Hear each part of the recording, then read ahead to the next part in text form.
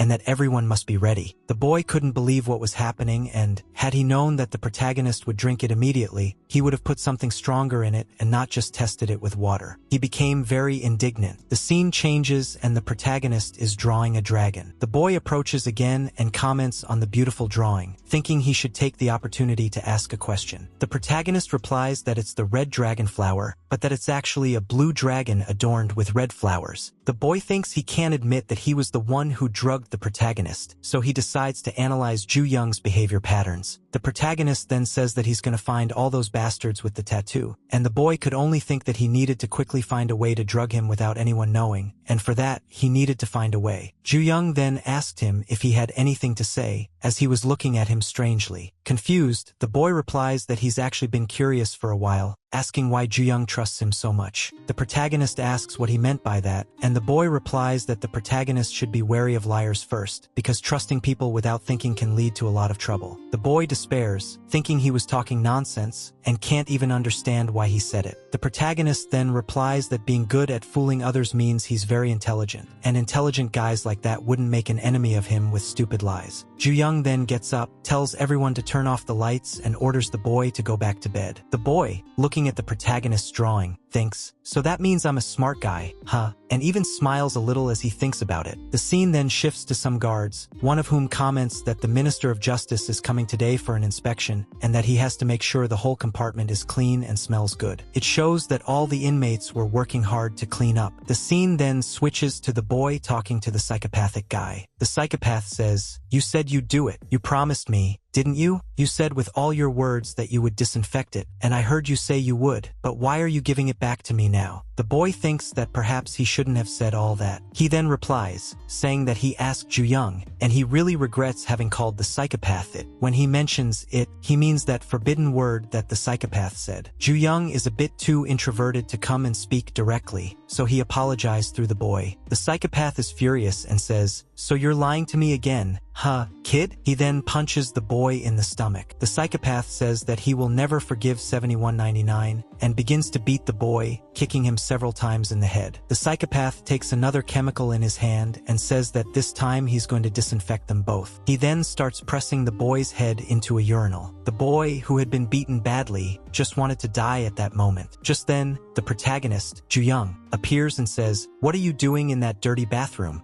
Huh? You're a filthy bastard." The protagonist manages to speak all the forbidden words that the psychopath hates. The boy, on seeing Ju Young, can only be happy and wonders what took him so long to get there. Then we have a flashback of the boy coming up to Ju Young while he was sweeping, and he says, "I have something to tell you, Ju Young." The protagonist asks why he's always coming up with such strange talk all of a sudden, and the boy replies, "Someone threatened me and told me to feed you this insecticide so that when you consumed it, you'd agonize to death." Ju Young didn't quite understand what he meant, but the boy continued, "But I, Gun Min, was born into this shitty world as a man, and I can't betray a close friend. I will never bow to such threats." And so he ends up throwing away the insecticide. The protagonist thinks, "I'll be honest with you, I wasn't expecting that. This crazy man has integrity." Gun Min then says, "Even if the consequences are direct, I'll turn down that offer right now." Ju Young, I almost forgot to tell you something. That tattoo of the red flower dragon you were drawing, I think it's actually of the guy who was threatening me. He then thinks, Ju Young, it was you yourself who said I was a very clever guy, and let's face it, the guy was very shrewd here, he played it very well. We're back to the present. Ju Young approaches Gun Min and says, "Being too smart is also a huge problem." The psychopath was already freaking out because our protagonist was standing in front of him. Ju Young then grabs the psychopath by the neck as he says that he's going to kill that bastard in every possible way and melt his skin off. At this point, the protagonist gives him a judo kick, saying that the crazy guy talked too much and was too loud. After throwing him to the ground with great force, Ju Young, in an imposing pose, says, "So you mean you were the guy who threatened me, who said he wanted to kill me?" The protagonist could only think, "I've finally found you, the one with the shitty tattoo on your body." And Gun Min could only think that he was very lucky. Ju Young then says that, because of that tattoo, he was going to beat that guy up a lot without feeling guilty afterwards. The scene then changes, and it's said that there was a promising rising martial arts star whose signature move was to hug his opponent by the abdomen and squeeze, as if he was about to burst. But in reality, it was a dirty game, in inverted commas, that ended up blocking his opponent's hands, preventing him from hitting. However, after that day, no one saw this move again because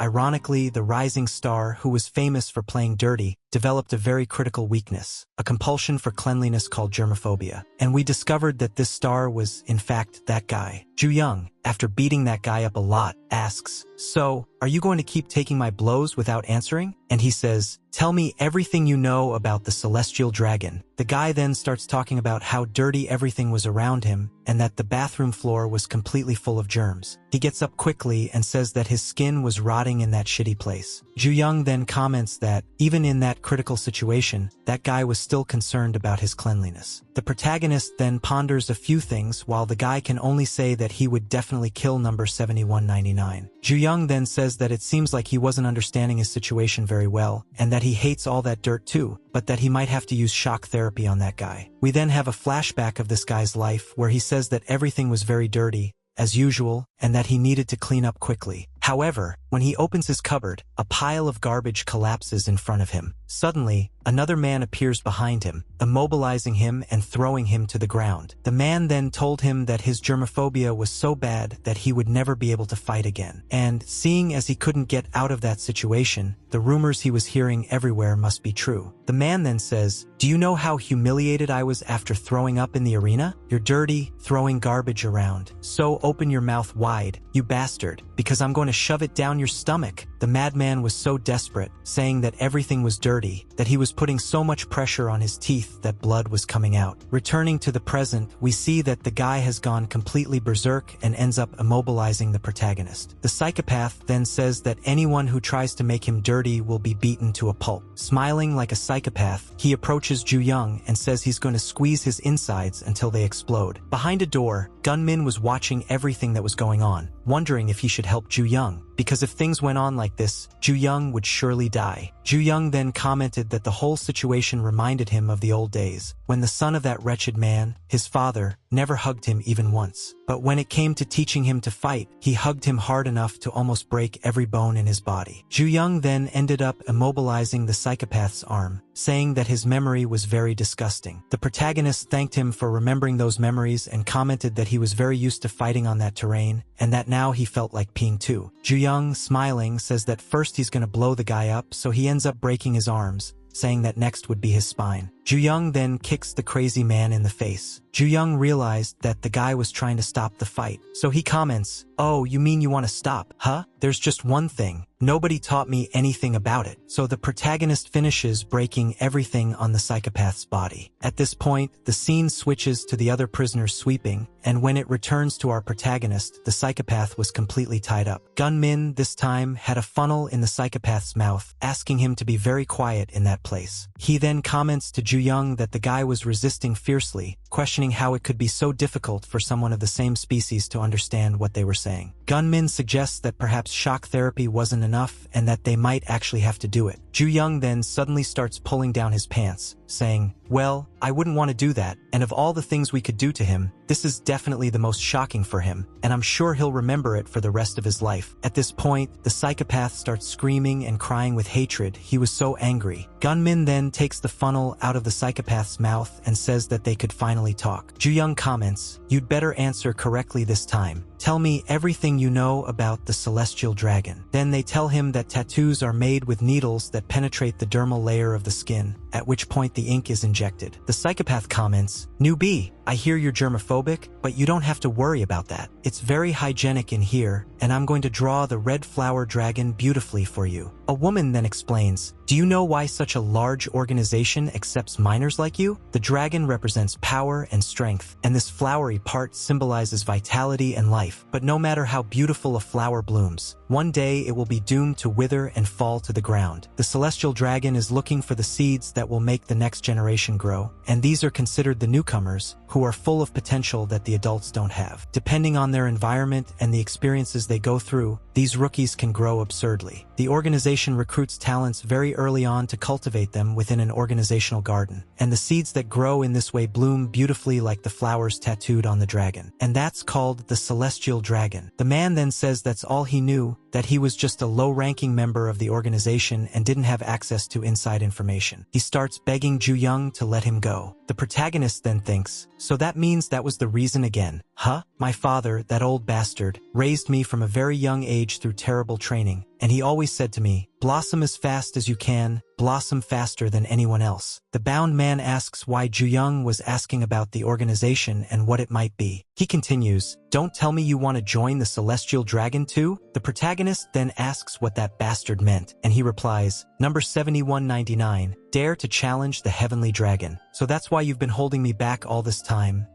kid? If you try to take my side right now, I might even recommend you to the Celestial Dragon." The more the psychopath talked about it, the more hatred our protagonist felt. Remember that members of the channel get early access to all the videos and can also watch all the videos without ads. To become a member, just click on the link in the description. Ju-young then brutally grabs the psychopath by the neck, and the man asks why he was suddenly doing this, since he had told Ju-young everything he knew. Ju-young was hanging him so much that the psychopath was almost losing consciousness. Ju-young then orders him to shut up right then and there, saying that it was all because he despised that fucking organization. The scene then switches to the inmates cleaning the corridor, and while our protagonist was mopping the floor, someone comes up behind him offering some kind of bleach. It wasn't really clear what was going on. Ju-young then asked him what he wanted with it. The boy ended up thanking Ju-young, and the protagonist asked him why he was thanking him. The boy replies, "Thanks to you for killing that bastard. I think from now on I can finally sleep peacefully in my bed." Ju-young replies that he didn't kill the guy. The boy then comments that in the previous room he really was injured by bleach, wasn't he? Normally, people who suffer this end up dying on the spot, right? But incredible as it may seem, he survived this kind of treatment. The boy then reveals that normally people are treated like that because they have foam coming out of their mouths, but he faked it with soap and water to get away with it. He then confesses that he lied about the whole thing because he really wanted to go to the other room and had planned everything in advance. Ju-young is very surprised by this and thinks about how crazy that bastard with OCD has become, really scaring him. Ju-young comments that the boy didn't need to thank him anyway, since he also helped him find the tattoo he was looking for. The boy then says that he heard earlier that Ju-young was looking for a tattoo from a terrible organization called the Celestial Dragon. Without wanting to pry, he asks why Ju-young is looking for it. Without thinking twice, Ju-young replies that he will kill anyone who has that tattoo. The boy then asks what happened to Ju-young to make him want something like that. The protagonist replies that now he has 2 of them, but soon he will surely find all the others. The boy comments that there are a lot of people in juvenile prison, and that there are also a lot of people who have ended up painting all their bodies. He then asks if these people have anything in common. Ju-young stops to think for a moment and replies, "Come to think of it, the 2 guys I knocked down were both hall leaders, so I guess the easiest thing would be to find all the hall leaders." The boy then says that Ju-young won't have to do that, because next week there will be a meeting of all the class leaders, as it's the day of the one-day assembly. Ju-young didn't quite understand what he meant by that. Ju-young asks what he means by one-day assembly, and the boy is surprised that Ju-young doesn't know. He explains that once every quarter, the hall leaders from each wing meet to strengthen their relationships. That's the official reason inside the youth prison, but in reality it's a question of what happens inside the prison. In this environment, there will be every kind of illegal conversation you can imagine. It's known as the criminal cartel. The boy then warns him, "If you really go there, that's where all the meeting room leaders are, but you need to be very careful." Ju-young asks why he should be careful, and the boy replies, "You've forgotten, haven't you? Juvenile criminals from all over the country gather here, and there's also a very dangerous person among them. So never stand out from the crowd." The scene then shows the hall leaders meeting at the one-day assembly. One of the leaders says, "Park Jong-chan and that bastard with OCD have been completely defeated, right? And I also heard that the person who left them like that is someone called Cha Ju-young, right? I'm really curious to meet this new person." Another leader comments that he was also very curious to meet Cha Ju-young. Another guy, sitting down, tells everyone to fuck off and says they need to teach him a lesson. A gigantic man who was reading a Bible asked everyone to calm down, because God was preaching peace in the world. Suddenly, the scene changes again. They were all gathered around and the door behind them opened. Just then, Ju-young appears and picks up a shovel, saying, "So you mean it was so easy to find you? And I went through all this trouble for nothing." He then breaks the shovel in half, and everyone gathered there understands absolutely nothing of what that guy was saying. However, one of them says, "What's the seed man doing here?" Ju-young, with a sharp piece of the shovel, puts it to a guy's neck and says that he was there to deal with them all. The scene then switches to the inmates outside, who are saying that they need to earn a living and that they should put an end to everything they have. Someone then says, "Meijin, listen carefully. Today is our dear Ju-young's day, and he's attending the leaders' meeting, so you'd better offer him some words of encouragement." Meijin asks what that was all about, and Ju-young replies that he doesn't know the details either. Gunmin then says, "Let me explain. I'll explain everything about the leaders' meeting. This meeting is an exchange meeting between cell leaders, approved directly by the prison warden. It's a dangerous place where illegal trade and information is shared. I'm sure you've seen a lot of this in movies, right? And they're not just local thugs. I've heard that it's on a scale comparable even to large criminal organizations." Meijin then replies, "Fine, have a good meeting, but be careful." Gunman asks if that's all he had to say to our protagonist, and, if so, to say it more sincerely. He then adds, "Anyway, it's full of dangerous people with no way out, so you'd better not cause any trouble, no matter what happens in that place." The scene returns to Ju-young at the meeting. He asks, "What did you say about the seed? I'll dry all those damn seeds you're talking about." Everyone starts to wonder what that boy was doing there. Ju-young asks the guy to get up and come over to him, but the guy, smiling, replies, "No, thank you very much. I'm right here." Ju-young doesn't understand why he was behaving like that, and the man explains, "The cell leader can use violence under the pretext of maintaining order. You seem to be behaving like this because of this rule, but you seem to have missed the most important part of this conversation. In the last fights you had with the 3 cell leaders, you defeated them. There were probably justifiable reasons for accepting this fight, and this attitude of yours is usually called justification. Explaining it to a fight like this without benefit or reason, for me, there is no justification for responding to this act. Despite this, if you insist on swinging your fists recklessly and disturbing the order of this prison, the other cell leaders won't let you leave here alive, kid." "So what, kid? Are you still going to keep planning to stick me with this?" Ju-young stops and thinks for a moment. "If I act recklessly, then that means I could become the target of the other cell leaders, right? And, just as I expected, if I turn everyone in the prison against me, the chances of me getting out of here unscathed, let alone taking control of the place, become very slim. It was a very reckless method, but trying to confirm it was a good idea." The man then stands up and says to our protagonist, "So, are you finished with this strange farce of yours? You never really planned on punching me in the first place, did you? And, from the way you've shown your actions now, it seems you're very hostile towards the celestial dragon, don't you? You really don't know your place, kid." He then comments that for him, was almost pathetic and turns to leave. A man then, in front of everyone, says, "Now, let's start the leaders' meeting. First of all, unfortunately, some people are absent. Kim Song-ho, the leader of cell number 65, Park Jong-chul, the leader of cell number 7, and also Kang Jian, the leader of cell 2. They are all absent due to injuries." That religious man then commented that it was unfortunate, and the guy went on to say, "The cause of all these incidents is attributed to the name of Cha Ju-young, the new leader of cell number 36. The others then comment, "So that means this is the rumor guy, huh? He looks really handsome, but which gang does he belong to?" thinks Ju-young, as he looks at the 15 or so cell leaders gathered there. He realizes that, for the first time, he doesn't see anyone with the celestial dragon tattoo, except for one guy. One of the men then addresses Ju-young, "Sha Ju-young, do you have anything to say as the new cell leader?" Ju-young asked what the big deal was about being a cell leader and whether everyone was looking forward to it. The people around didn't take too kindly to the protagonist's words. Ju-young then suggests that they should move on to the second subject, but the man responds by saying that the subject in question is the sources of income operated by cell leaders inside the prison, known as stores. A portion of the profits from these stores is handed over to the warden, but one person hasn't paid his share of the tribute at Park Dong-hwan's gambling den. He then comments, "It looks like there's been a mistake on our part. We'll make sure it's delivered by the end of today." Another man thanks him for resolving the situation. However, another man comments, "By the way, there are strange rumors going around that all the high-stakes games, which are supposed to be based on trust and fairness, are actually a scam. What do you have to say about that?" The man smiles and replies, "Everyone here knows what happens if you're caught doing that, and there's no way I'd do something like that. And if there's a fraud going on in my gaming house, feel free to cut my head off." The scene then switches to another location, where they discuss the distribution of cigarettes in Block 2. In a more secluded area, there were some people playing, and some of them were very desperate to lose. There were also a few cars around, looking like a garage. One of the players commented that he was completely screwed, and another said he couldn't believe he'd managed to win with such a bad hand. The first first player, frustrated, says that the whole thing was bullshit and that he'll change things in the next round. The other warns him that if he carries on like this, he'll end up at the bottom of the barrel. That place was the auto repair shop of the vocational training center, and a boy called GEO says, "It's your first time in the gambling den, right?" This boy was the games dealer and explains that the games there are simpler than they look, and much simpler than a normal gambling den. Each table has a different type of game, but since it's your first time, I recommend a simpler game like dice. I'm sure it will be a lot of fun for you. He was talking to Ju Young, our protagonist. Ju Young then replies, "Really? Then I should just play around in that famous dice game of yours, right?" He reflects on the situation, thinking, "You said that I would be the one to get hurt if I tried to attack you without any justification, right? But that also means that, in the opposite case, if I have a nice justification, whether it's to hit you or cut your head off, I really can do anything I want." The man then asks what Ju Young was doing, since he had thrown the dice so hard on the ground. Ju Young replies, "Could you look at this, please? There's a magnet inside this die, and you and your fucking scumbags are a complete fraud here in this prison." It is then mentioned about the strict management and surveillance that the juvenile prison should have for the rehabilitation of young offenders, something that the outside world believed was the purpose of the prison. But after the appointment of Kan Shengo as the 26th warden, the place turned into a crime hotspot. The operations of the cell leaders, better known as stores within the prison, send a share of the profits to the warden, and in return, the cell leaders receive advantages and freedoms far beyond those of ordinary inmates. Who would have thought that a criminal cartel was being created inside the juvenile detention center? And one of the stores, there was the gambling den. Suddenly, the scene then changes to a man smiling, saying it was a great time and feeling that everything would work out. However, he wonders what he can do now that all his money is gone. He thinks that if he could play just once more, he would definitely win. Suddenly, the man tells him that there is a solution. He could lend money to the other player, but only if he offered some collateral. The other player, incredulous, asks him if he's joking and why he's only offering this now. It is explained that the youngsters end up becoming more addicted to gambling, even during their time in prison. The scene then returns to our protagonist, Ju Young, who reveals that there was a magnet inside the dice, again stating that it was completely fraudulent. The boy asks what Ju Young was saying and why he thought it was a fraud. Ju Young took the dice and showed him that there was a magnet inside, which manipulated the results. The other people playing began to wonder what that boy was talking about and whether the game was actually cheating them. Ju Young then asks, "Did I say something wrong? Did you use the magnet to make the dice show the number you wanted?" The boy, worried, denies it and says that it was just a weight to maintain the center of gravity. A man intervenes and says, "Here's a magnet, so move the die closer so we can check." He explains that if it were a magnet, the die should stick, but it just fell off. The man claims that the magnet is real and thus proves that the die worked as expected. Ju Young, however, reflects, if it were a negative magnet against a negative magnet, they would repel each other, but a positive magnet and a negative magnet attract each other. That makes it easier to cheat, doesn't it? He then realizes that not everyone thought that way, since the other players believed that it was just a scare and that Ju Young was causing so much conflict because he had no money to play with. The man then asks the protagonist if everything was all right and if they could continue playing. However, the owner of the place was watching Ju Young intently. The scene changes again, and a player comments that Ju Young was incredibly quick to lose everything he had. Ju Young begins to wonder what was going on in that place, since he was sure there was about a 50% chance of winning, or was he really just unlucky? The man then asks the protagonist if he's out of money, but Ju Young asks him to wait a while. He finds something strange, but it's just a piece of paper, and the boy comments that Ju Young was doing very well for a beginner. At that moment, a man stands up and starts smashing everything, claiming that it really was a fraud and that everything there was a real fraud. He asks if the others are too naive to notice and refuses to hand over his money. However, the man with the tattoo takes the gambler's hand and says, "You used to be so happy when you won money, didn't you? But now that you've lost everything, of course you're going to have a lot of problems. Since you're saying that everything here is a fraud, how are you going to prove it?" The player argues that the odds don't make sense, but the man with the tattoo replies, "So all you have is just a feeling, right? If you cause a fuss without any evidence, we'll have a big problem here. After all, you're bothering everyone else who's trying to play." The worried player ends up apologizing, saying he only did it for everyone's safety, and begs for forgiveness. The man then says it's okay and asks everyone to continue enjoying the game, but to do a better job if it was bothering anyone. Ju Young, however, was still not very happy about it all. Back in his cell, he started talking to the others. One of his cellmates asks Ju Young what it was like inside the gambling den, and Ju Young replies, "I lost all my money and I couldn't even find proof that they were cheating." He then asks what they did, and they reply that they followed the plan and robbed everyone as agreed. They praise Ju Young, saying that he did a great job inside, distracting everyone and facilitating the robbery. Gunamin asks if his plan was genius, and the protagonist replies that it was a bit too embarrassing. Gunamin then comments that the games really are rigged and that maybe they can find something in the cards. Ju Young agrees, saying that something really must be in the cards. The scene then switches to the man with the tattoo, who is holding the head of the player who had accused the game of being a fraud. The gambler's face is pressed against a plugged car tire, and he is crying, apologizing repeatedly. The tattooed man asks if gambling was a scam, and comments, "People like you are the reason these absurd rumors spread." After killing the gambler, the boy who was playing with Ju Young appears and apologizes to the tattooed man. The man asks why he's apologizing, and the boy replies that it's because he let Ju Young cause conflict at the gaming table. The tattooed man says that it's okay, since it wasn't the boy's fault, and that he really didn't need to worry about it. He just needed to keep doing his best for Glam Binden. The man then comments, "I don't know why, but that boy seems to be quite hostile, perhaps from a celestial dragon gang,